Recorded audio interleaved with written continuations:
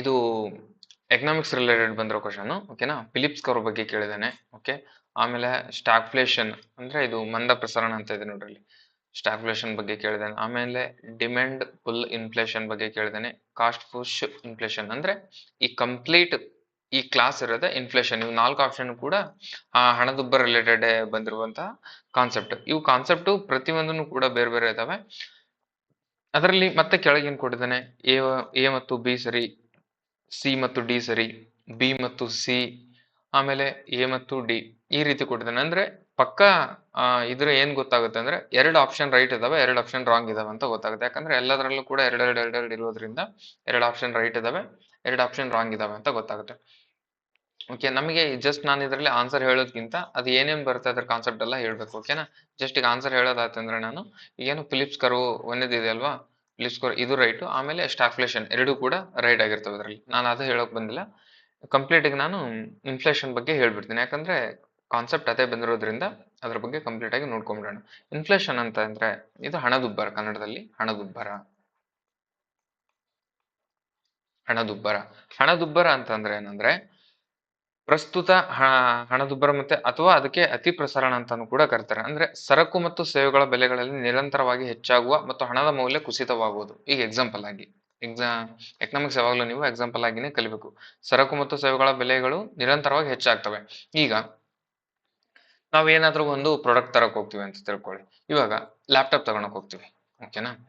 Laptop ತಗೊಳಕ್ ಹೋದಾಗ ಇದು ಫಸ್ಟ್ ಏನಾಗುತ್ತೆ ಅಂದ್ರೆ ಬಿಫೋರ್ ಈಗ ಅದು 30,000 ಆಯ್ತು ಅಂತ ಅನ್ಕೊಳ್ಳಿ.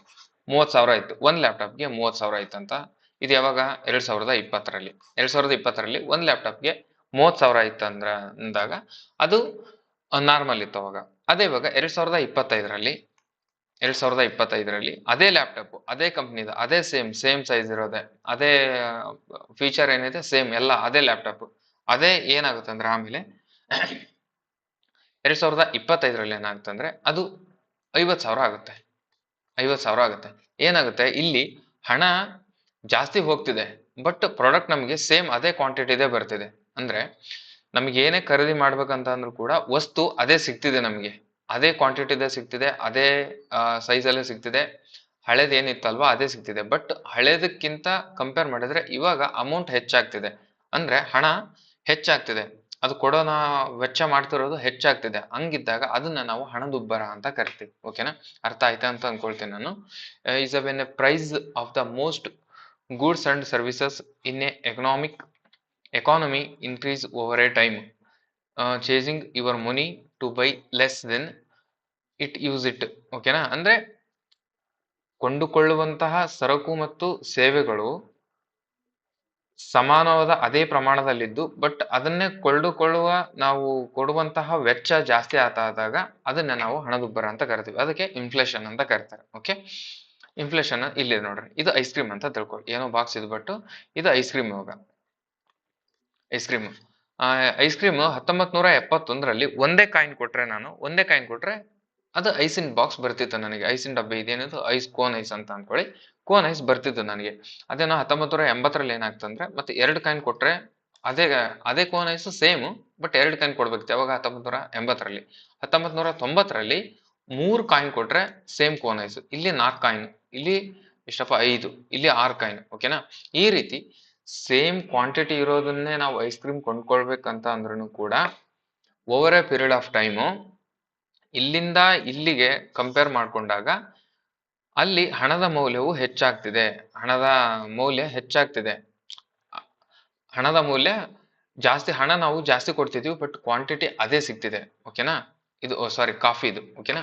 ಸೇಮ್ ಅದೇ ಕಾಫಿ ಕುಡಿಬೇಕಂತಂದ್ರೂ ಕೂಡ ನಾವು ಹಣವನ್ನು ಜಾಸ್ತಿ ಖರ್ಚು ಮಾಡ್ತಿದೀವಿ. ಅದನ್ನೇ 50 ವರ್ಷದ ಹಿಂದೆ ಹೋದ್ರೆ ಅದನ್ನೇ ನಾವು ಕಡಿಮೆ ಖರ್ಚು ಮಾಡ್ತಿದ್ವಿ. ಬಟ್ ಇವಾಗ ಬರ್ತಾ ಬರ್ತಾ ಸೇಮ್ ಕ್ವಾಂಟಿಟಿಗೆನೆ ಜಾಸ್ತಿ ಖರ್ಚು ಮಾಡ್ತಿದ್ವಿ. ಅಂದ್ರೆ ಅದನ್ನೇ ನಾವು ಹಣದುಬ್ಬರ, ಇನ್ಫ್ಲೇಷನ್ ಅಂತ ಕರಿತೀವಿ. ಹಣದುಬ್ಬರ. ಓಕೆನಾ. ಅರ್ಥ ಆಯ್ತಾ ಅನ್ಕೊಂತೀನಿ. ಓಕೆನಾ. ಇನ್ಫ್ಲೇಷನ್ ಅರ್ಥ ಆದ ತಕ್ಷಣ ನಾವು ಅದರ ಅಪೋಸಿಟ್ ಆದಂತಹ ಇನ್ನೊಂದು ಟರ್ಮ್ ಏನಂದ್ರೆ ಡಿಫ್ಲೇಷನ್. ಓಕೆನಾ. ಇದು UPSC ಅಲ್ಲಿ ಬಂದಿರೋ ಕ್ವಶನ್ಸ್. ಅದು ಮೇನ್ ಆಗಿ KPSC ಬಂದಿರೋ ಕ್ವಶನ್ಸ್. ಇದು ಯಾವುದು ಈ ಕ್ವಶನ್, ಇದ್ರ ಬೇಸ್ ಮೇಲೆ ನಾನು ಆಮೇಲೆ ChatGPT ಅಲ್ಲಿ ಕೆಲವೊಂದಿಷ್ಟು ಕ್ವಶನ್ಸ್ ಅನ್ನು ಕೂಡ ಒಂದು 10 ಕ್ವಶನ್ ಅದರ ಟಾಪಿಕ್ ರಿಲೇಟೆಡ್ ಆಡ್ ಮಾಡ್ಕೊಂಡಿದ್ದೀನಿ. ಓಕೆನಾ. ಡಿಫ್ಲೇಷನ್ ಅದು ಯಾವ ಬರ್ತಂದ್ರೆ ಸ್ಪೈರ್ಸ್ ಫಾಲ್ ಕಂಟಿನ್ಯೂಸ್ಲಿ. ಅಂದ್ರೆ ಪ್ರೈಸ್ ಅಮೌಂಟ್ ಕಂಟಿನ್ಯೂಸ್ಲಿ ಡೌನ್ ಆಗೋದು. ಇದ್ರ ಉಲ್ಟಾ ಆಗೋದು ನೋಡ್ರಪ್ಪ, ಇದು ಉಲ್ಟಾ ಆಗೋದು. ಇದು ಕಂಪ್ಲೀಟ್ ಆಗಿ ಜಾಸ್ತಿ ಆಗ್ತಿದೆ ಅಮೌಂಟ್, ಇದು ಕಂಪ್ಲೀಟ್ ಆಗಿ ಉಲ್ಟಾ ಆಯ್ತಂದ್ರೆ ಅದನ್ನ ಡಿಫ್ಲೇಷನ್ ಅಂತ ಕರೀತಾರೆ ಅಷ್ಟೇ.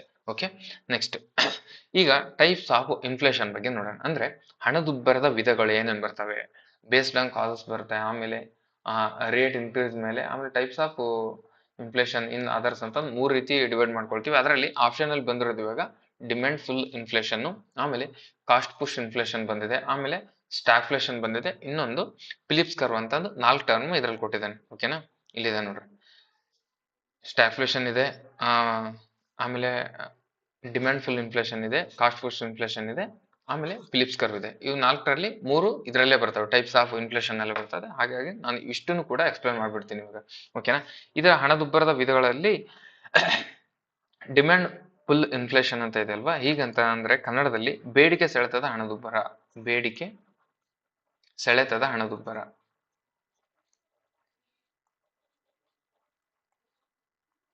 ಬೇಡಿಕೆ ಸೆಳೆತದ ಹಣದುಬ್ಬರ. ಹಾಗಾದ್ರೆ ಕಾಸ್ಟ್ ಪುಷ್ ಇನ್ಫ್ಲೇಷನ್ ಅಂತ ಅಂದ್ರೆ, ಕಾಸ್ಟ್ ಪುಷ್ ಇನ್ಫ್ಲೇಷನ್ ಅಂತ ಅಂದ್ರೆ ಏನಂದ್ರೆ ವೆಚ್ಚ ತಳ್ಳಿಕೆಯ ಹಣದುಬ್ಬರ. ವೆಚ್ಚ ತಳ್ಳಿಕೆ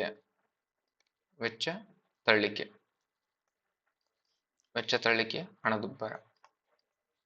ಓಕೆ, ನೆಕ್ಸ್ಟ್ ಕ್ರೀಪಿಂಗ್ ಅಂದ್ರೆ ತೆವಳುವ ಹಣದುಬ್ಬರ ಅಂತ ಬರುತ್ತೆ. ಇದು ತೆವಳುವ. ನೆಕ್ಸ್ಟ್ ಇದು ನಡೆದಾಡುವ. ವಾಕಿಂಗ್ ಅಂದ್ರೆ ನಡೆದಾಡುವ ಹಣದುಬ್ಬರ. ಆಮೇಲೆ ರನ್ನಿಂಗ್ ಅಂತ ಇದೆ, ಓಡುವ ಹಣದುಬ್ಬರ. ನೆಕ್ಸ್ಟ್ ಹೈಪರ್ ಇನ್ಫ್ಲೇಷನ್ ಅಂತ ಇದೆ, ಈಗಂದ್ರೆ ನಾಗಾಲೋಟದ ಹಣದುಬ್ಬರ.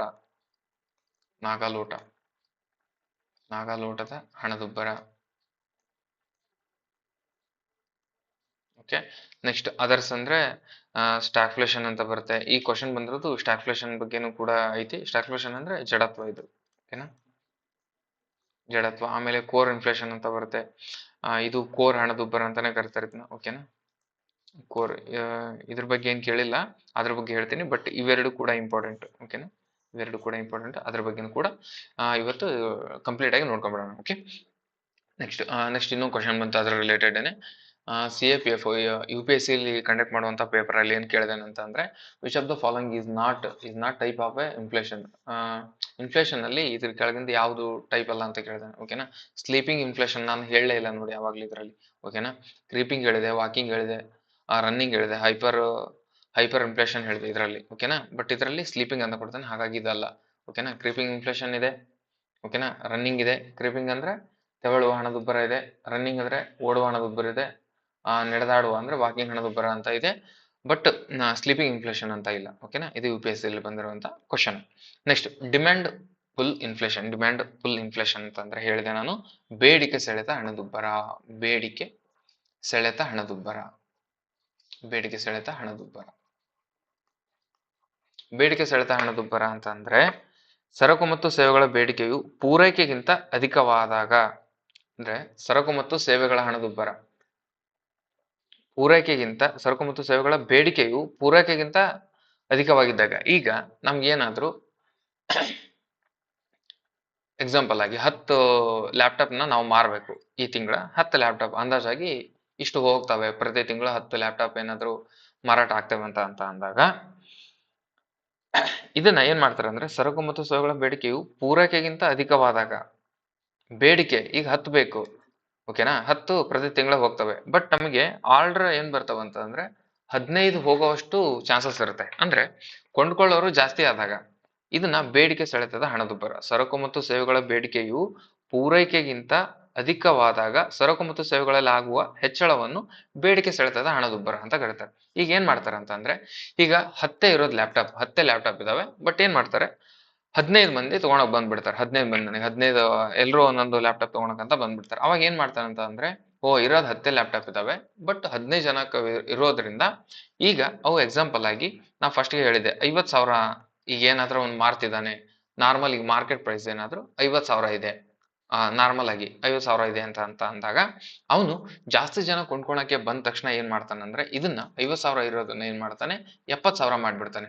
70,000ಕ್ಕೆ ಒಂದು ಲ್ಯಾಪ್ಟಾಪ್ ಅನ್ನು ಕೊಡ್ತೀವಿ, ಯಾರು ಬೇಕಾದ್ರೂ ತಗೋಬಹುದು ಅಂತ. ಈಗ ಏನ್ ಮಾಡ್ತಾರೆ ಅಂದ್ರೆ, 10 ಜನರಲ್ಲಿ ಈಗ 15 ಜನ ಏನ್ ಅನ್ಕೊಂಡಿರ್ತಾರೆ, 50,000 ಲ್ಯಾಪ್ಟಾಪ್ ಇದೆ, ಒಂದ್ ತಗೊಂಡ್ ಬರೋಣ ಅಂತಂದು 15 ಜನ ಅವ್ರ ಪ್ಲಾನ್ ಬೇಸ್ ಮೇಲೆ ಬಂದಿರ್ತಾರೆ. ಓಕೆನಾ.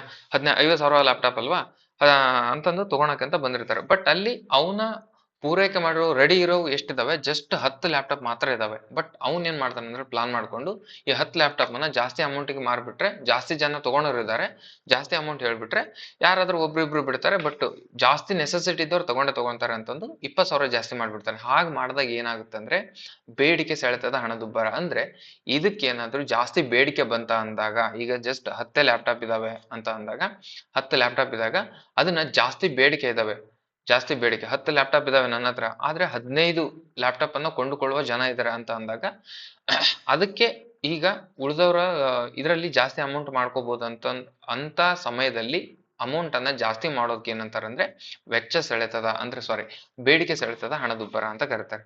ಓಕೆನಾ, ಬೇಡಿಕೆ ಸೆಳೆತದ ಹಣದುಬ್ಬರ. ಓಕೆ, ಇದಕ್ಕೆ ಡಿಮ್ಯಾಂಡ್ ಫುಲ್ ಇನ್ಫ್ಲೇಷನ್ ಅಂತ ಕರೀತಾರೆ. ನೆಕ್ಸ್ಟ್ ಅದರ ರಿಲೇಟೆಡ್ ಒಂದು ಕ್ವಶನ್ ಬಂದಿದೆ. Which of the following is cause of demand pull inflation? Demand pull inflation ಯಾವಾಗ ಆಗ್ತದೆ ಅಂದ್ರೆ increase income level, increase in income level. Okay, next cost push inflation ಅಂತ ಬರುತ್ತೆ. ನೆಕ್ಸ್ಟ್ ಇನ್ನೊಂದು ಇನ್ಫ್ಲೇಷನ್ ಅಲ್ಲೇ ಟೈಪ್ 2 ಇದು ಕಾಸ್ಟ್ ಪುಷ್ ಇನ್ಫ್ಲೇಷನ್ ಅಂದ್ರೆ ವೆಚ್ಚ ತಳ್ಳಿಕೆ ಹಣದುಬ್ಬರ, ವೆಚ್ಚ ತಳ್ಳಿಕೆ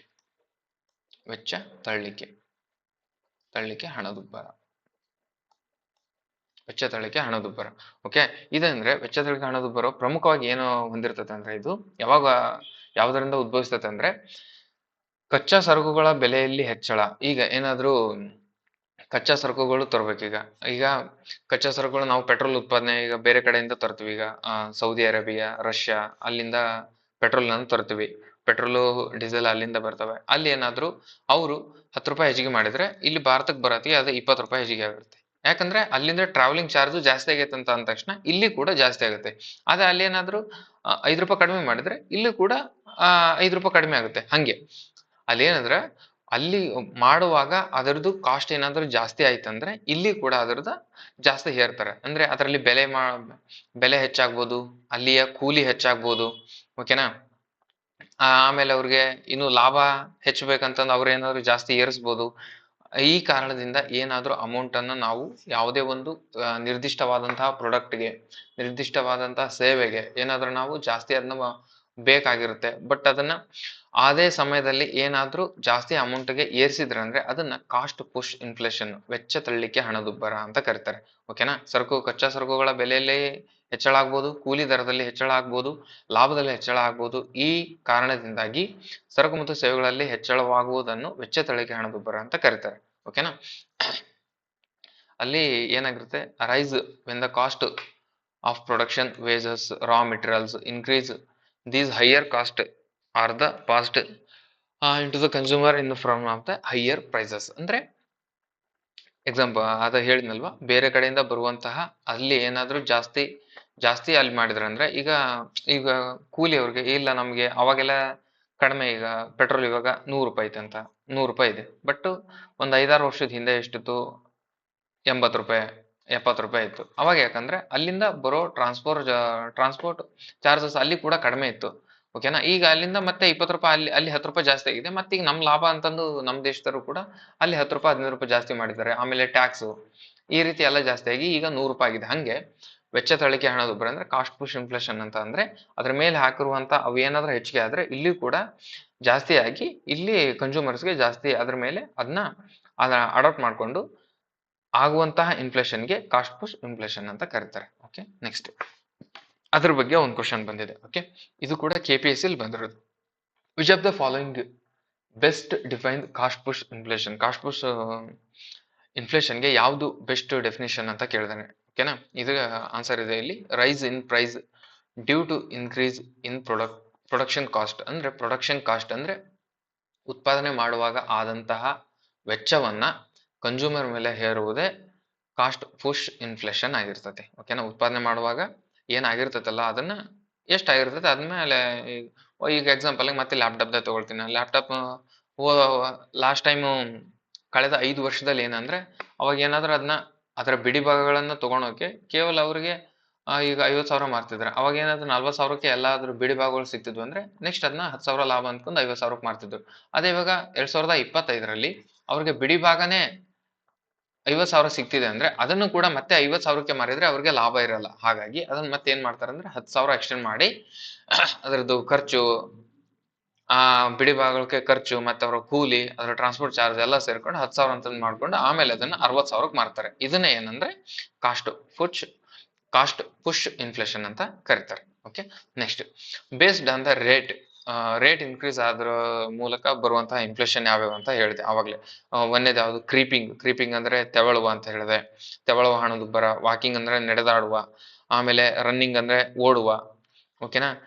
ಹೈಪರ್ ಇನ್ಫ್ಲೇಷನ್ ಅಂದ್ರೆ ನಾಗಾಲೋಟದ ಹಣದುಬ್ಬರ ಅಂತ ಕರೀತಾರೆ. ಓಕೆ, ಇಲ್ಲಿ ಕ್ರೀಪಿಂಗ್ ಅಂತ ಅಂದ್ರೆ ಏನಂತ ಅಂದ್ರೆ ವಾರ್ಷಿಕ ಹಣದುಬ್ಬರ ದರವು ಶೇಕಡ 3% ಕಡಿಮೆ ದರದಲ್ಲಿ ಹೆಚ್ಚಳವಾದರೆ, ಅಂದ್ರೆ 3% ಆನ್ಯುವಲಿ ಅಂದ್ರೆ ವಾರ್ಷಿಕವಾಗಿ 3% ಕಡಿಮೆ ದರದಲ್ಲಿ ಹೆಚ್ಚಳವಾದರೆ. ಈಗ ಎಕ್ಸಾಂಪಲ್ ಆಗಿ ರವಾ, ಉಪ್ಪಿಟ್ಟಿನ ರವಾ.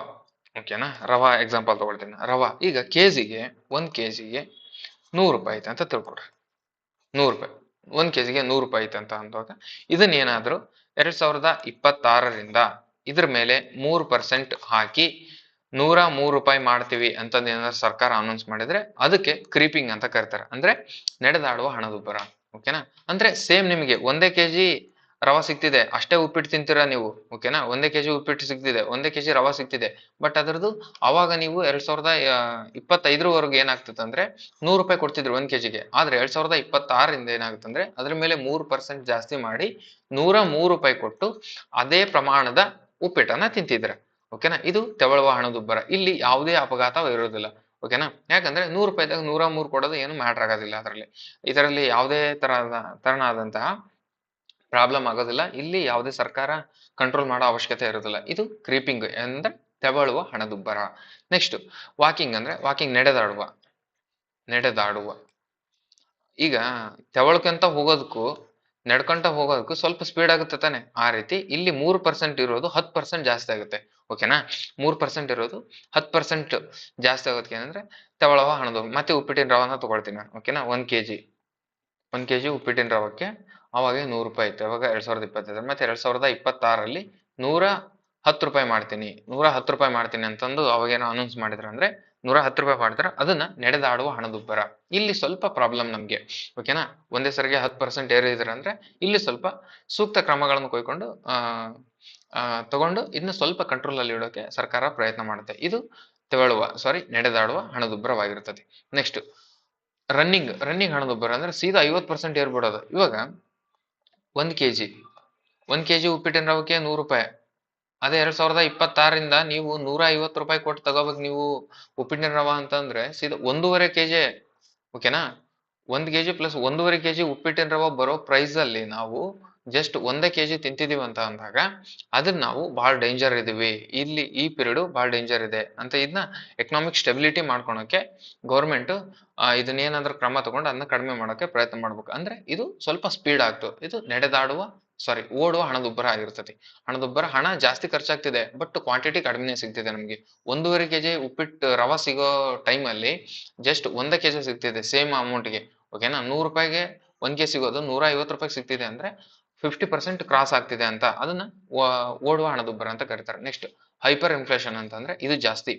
ಇದು ಎಷ್ಟಂದ್ರೆ ಇಲ್ಲಿ 50% ಅಲ್ಲ, ಇದು 100% ಅಥವಾ 200% ಜಾಸ್ತಿ ಆಗಿಬಿಡುತ್ತೆ. ಇವಾಗ 100 ರೂಪಾಯಿ 1 kg ಉಪ್ಪಿಟ್ಟಿನ ರವಕ್ಕೆ 100 ರೂಪಾಯಿ 2026ರಿಂದ 200 ರೂಪಾಯಿ ಅಂದ್ಬಿಟ್ರೆ 2026ರಿಂದ 300 ರೂಪಾಯಿ ಅಂದ್ಬಿಟ್ರೆ ಈ ರೀತಿ ಆಗ್ತದ ಅಂತ ಅಂದಾಗ ಇಂಥ ಸಂದರ್ಭಕ್ಕೆ ಏನಂತಾರೆ ಹೈಪರ್ ಇನ್ಫ್ಲೇಷನ್. ಓಕೆನಾ, ನಾಗಾಲೋಟದ ಹಣದುಬ್ಬರ ಸಡನ್ ಆಗಿ ಓಡ್ಬಿಡ್ತದೆ. ಇಂಥ ಇದ್ದಾಗ ಇದಕ್ಕೆ ಸರಿಯಾದ ಕ್ರಮ ತಗೊಂಡು ಗೌರ್ಮೆಂಟ್ ಅವರು ಕಂಟ್ರೋಲ್ ಮಾಡ್ಬೇಕಾಗಿರ್ತದೆ. ಇದು ಇನ್ಫ್ಲೇಷನ್ ಅಲ್ಲಿ 4 ರೀತಿಯಾದ ಬಂತಾರೆ. ಓಕೆನಾ, ನೆಕ್ಸ್ಟ್ ಇತರೆ ಹಣದುಬ್ಬರಗಳಂತ ಬರ್ತವೆ. ಸ್ಟಾಗ್ಫ್ಲೇಷನ್ ಅಂತ ಬರುತ್ತೆ. ಆಮೇಲೆ ಕೋರ್ ಅಂತ ಬರುತ್ತೆ. ಸ್ಟಾಗ್ಫ್ಲೇಷನ್ ಅಲ್ಲಿ ಏನಂದ್ರೆ ಜಡತ್ವ ಹಣದುಬ್ಬರ ಅಂತ. ಇದು ಜಡತ್ವ ಹಣದುಬ್ಬರ. Stagflation is an economic situation where an economic experience high inflation alongside ಓಕೆನಾ slow economic growth and higher unemployment. ಓಕೆನಾ, ಅನ್ಎಂಪ್ಲಾಯ್ಮೆಂಟ್. ಹಣದುಬ್ಬರ ಮತ್ತು ನಿರುದ್ಯೋಗ ಪ್ರಮಾಣಗಳೆರಡೂ ಅಧಿಕವಿರೋದು. ಓಕೆನಾ, ಇಲ್ಲಿ ಹಣದುಬ್ಬರನ ಐತಿ, ಹೈ ಇನ್ಫ್ಲೇಷನ್ ಐತಿ, ಹಂಗೆ ಅನ್ಎಂಪ್ಲಾಯ್ಮೆಂಟ್ ಐತಿ. ಓಕೆನಾ,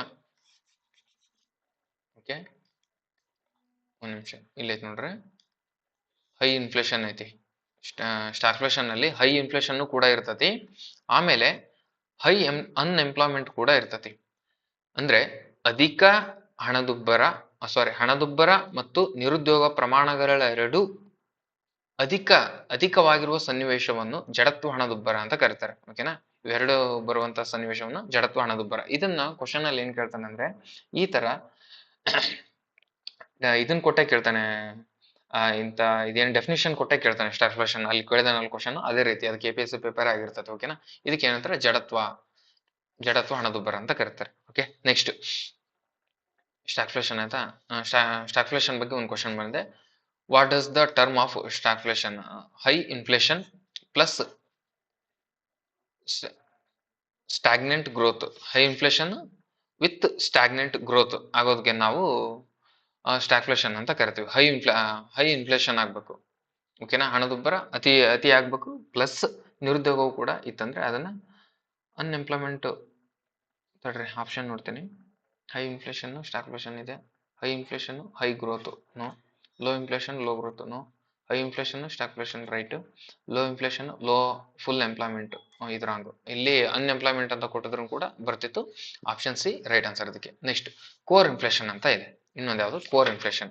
ಕೋರ್ ಇನ್ಫ್ಲೇಷನ್ ಅಲ್ಲಿ ಇದು ಕೂಡ ಕೋರ್ ಇನ್ಫ್ಲೇಷನ್ ಅಂತಾನೆ ಇಂಗ್ಲಿಷ್, ಕನ್ನಡದಲ್ಲೂ ಕೂಡ ಕೋರ್ ಅಂತಾನೆ ಕರೀತಾರೆ. ಪಕ್ಕ ಕನ್ನಡ ಅಂದ್ರೆ ಮೂಲ ಹಣದುಬ್ಬರ ಅಂತ ಕರೀತಾರೆ. ಇದು ಬೇಡ, ನೀವು ಕೋರ್ ಇನ್ಫ್ಲೇಷನ್ ಅಂತಾನೆ ಆ ತರನೇ ನೆನ್ಪಿಟ್ಕೊಳ್ಳಿ. ಅಂದ್ರೆ ಇದರಲ್ಲಿ ಏನಂತಂದ್ರೆ, ಇಂಧನ ಮತ್ತು ಆಹಾರ ಸರಕುಗಳನ್ನು ಹೊರತುಪಡಿಸಿ ಇತರ ಸರಕುಗಳ ಸೇವೆಗಳಲ್ಲಿ ಬೆಳೆಗಳು ಹೆಚ್ಚಳ ಆಗೋದು. ಓಕೆನಾ, ಇದರಲ್ಲಿ ಇಂಧನ ಹಾಗೂ ಆಹಾರ, ಇಲ್ಲಿ ನೋಡಿ, food and energy.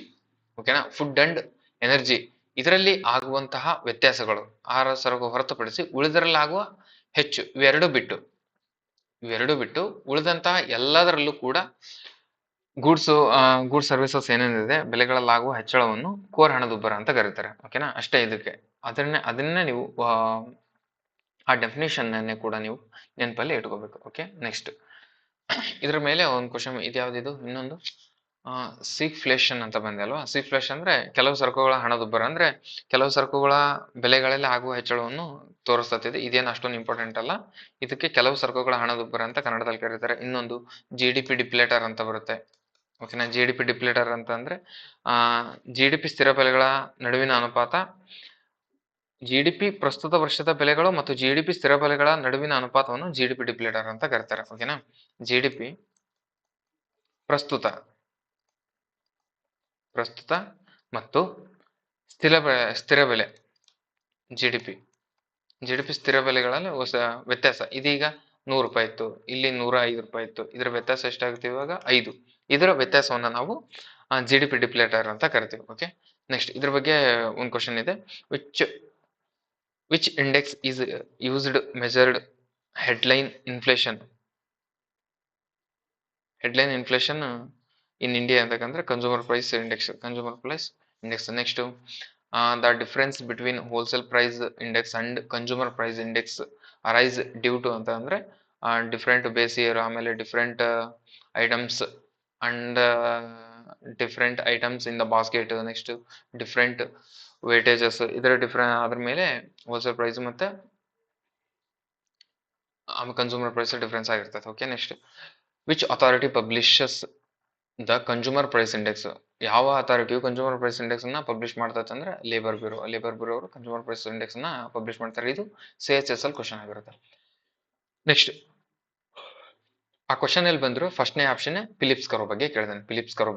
Philips curve ಅಂದ್ರೆ ಇದು ನಿರುದ್ಯೋಗ ಮತ್ತು ಹಣದುಬ್ಬರಗಳ ನಡುವಿನ ವಿರುದ್ಧ ಸಂಬಂಧ ಹೊಂದಿರ್ತದೆ. ಇಷ್ಟೇ ನೆನ್ಪಿಟ್ಕೊಳ್ರಿ. ಎಲ್ಲಿ ತಪ್ಪಿದ್ವು, state the inflation and unemployment ಯಾವ ಇನ್ವರ್ಸ್ ರಿಲೇಶನ್ಶಿಪ್. ಓಕೆನಾ, ಇನ್ವರ್ಸ್ ರಿಲೇಶನ್ಶಿಪ್ ಹಣದುಬ್ಬರ ಮತ್ತು ನಿರುದ್ಯೋಗದ ವಿರುದ್ಧ ಸಂಬಂಧವನ್ನು ತಿಳಿಸುವುದೇ ಯಾವುದು, ಫಿಲಿಪ್ಸ್ ಕರ್ವ್ ಇರ್ತದೆ. ಇದನ್ನ ಸ್ಟಾರ್ಟ್ ಮಾಡಿದ್ರು ಯಾರಂತ ಅಂದ್ರೆ AW ಫಿಲಿಪ್ಸ್ ಅಂತ ಇರ್ತಾರೆ. ಅವರು 1950ರಲ್ಲಿ ಅಭಿವೃದ್ಧಿಪಡಿಸ್ತಾರೆ. 1950ರಲ್ಲಿ ಅಭಿವೃದ್ಧಿಪಡಿಸ್ತಾರೆ. ಇದೇ ಫಿಲಿಪ್ಸ್ ಕರ್ವ್ ಇರುತ್ತೆ. ಇಲ್ಲೇ ನೋಡ್ರಿ, ಇಲ್ಲಿ ಇನ್ಫ್ಲೇಷನ್ ರೇಟು ಆಮೇಲೆ ಅನ್ಎಂಪ್ಲಾಯ್ಮೆಂಟ್ ಇವೆರಡು ವಿರುದ್ಧ ಸಂಬಂಧ ಹೊಂದಿರ್ತವೆ. ಇಲ್ಲಿ 5% ಇತ್ತಂದ್ರೆ ಇಲ್ಲಿ 3 ಆಗಿರ್ತತಿ, ಇಲ್ಲಿ 2% ಇತ್ತಂದ್ರೆ ಇಲ್ಲಿ 6% ಆಗಿರ್ತದೆ. ಅಂದ್ರೆ ಇದ್ರ ವಿರುದ್ಧ ಅನ್ಎಂಪ್ಲಾಯ್ಮೆಂಟ್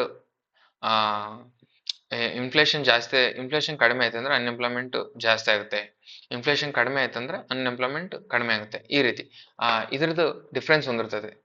ಇದ್ರದ್ದು ಇಲ್ಲಿ ಡಿಫ್ಲೇಷನ್ ಏನಾದ್ರೂ ಇನ್ಫ್ಲೇಷನ್ ಏನಾದ್ರೂ ಕಡಿಮೆ ಆಯ್ತಂದ್ರೆ ಇನ್ಫ್ಲೇಷನ್ ಜಾಸ್ತಿ ಆಯ್ತು ಇಲ್ಲಿ ಜಾಸ್ತಿ ಇದು ಓಕೆನಾ 5% ಜಾಸ್ತಿ ಆಗಿದೆ ಅದೇ ನಾವು ಅವಾಗ ಅನ್ಎಂಪ್ಲಾಯ್ಮೆಂಟ್ 3% ಕಡಿಮೆ ಆಗುತ್ತೆ ಓಕೆನಾ ಇಲ್ಲಿ ಇನ್ಫ್ಲೇಷನ್ ಕಡಿಮೆ ಆಗೈತಿ ಇಲ್ಲಿ 2% ಇದೆ ಆದ್ರೆ ಇಲ್ಲಿ ಅನ್ಎಂಪ್ಲಾಯ್ಮೆಂಟ್ 6% ಇದೆ ಅಂದ್ರೆ ಅದರ ವಿರುದ್ಧ ಅಲ್ಲಿ ಎಷ್ಟಿರುತ್ತೆ ಅದ್ರ ವಿರುದ್ಧ ಐತಂದ್ರೆ ಅದನ್ನ ನಾವು ಫಿಲಿಪ್ಸ್ ಕರ್ವ್ ಅಂತ ಕರಿತೀವಿ ಓಕೆನಾ ನೆಕ್ಸ್ಟ್ ಫಿಲಿಪ್ಸ್ ಕರ್ವ್ ಗೆ ಒಂದು ಕ್ವಶನ್ ಬಂದೆ Philips curve explains the relationship between ಯಾವ್ದರ ರಿಲೇಶನ್ಶಿಪ್ ಬಗ್ಗೆ ಮಾತಾಡುತ್ತೆ ಫಿಲಿಪ್ಸ್ ಕರ್ವ್ ಅಂತಂದ್ರೆ ಅನ್ಎಂಪ್ಲಾಯ್ಮೆಂಟ್ ಮತ್ತು ಇನ್ಫ್ಲೇಷನ್ ಬಗ್ಗೆ ಓಕೆ ನೆಕ್ಸ್ಟ್ ಹೈಪರ್ ಇನ್ಫ್ಲೇಷನ್ ಬಗ್ಗೆ ಆವಾಗಲೇ ಒಂದು ನೋಡಿದ್ವಲ್ಲ ಸ್ಟೇಟ್ಮೆಂಟ್ ಹೈಪರ್ ಇನ್ಫ್ಲೇಷನ್ ಯಾವ್ದ್ರ ಬಗ್ಗೆ ಅಂದ್ರೆ price increase at a rapid and uncontrolled rate ಓಕೆನಾ ಹೈಪರ್ ಇನ್ಫ್ಲೇಷನ್ ಅಂದ್ರೆ ಸೀದಾ ಈಗ 100 ರೂಪಾಯಿ ರವಾ 1 kg ಅಂತಂದ್ರೆ ಸೀದಾ ನೆಕ್ಸ್ಟ್ ಇಯರ್ ಅಂದ್ರೆ 2026ಕ್ಕೆ ಏನ್ ಮಾಡ್ಬಿಡ್ತಾರೆ ಅಂದ್ರೆ 200 ರೂಪಾಯಿ 300 ರೂಪಾಯಿ 1 kg ರವಾ ಅಂತ ಮಾಡ್ಬಿಟ್ರೆ ಅಂದ್ರೆ ಅದನ್ನ ಹೈಪರ್ ಇನ್ಫ್ಲೇಷನ್ ಅಂತ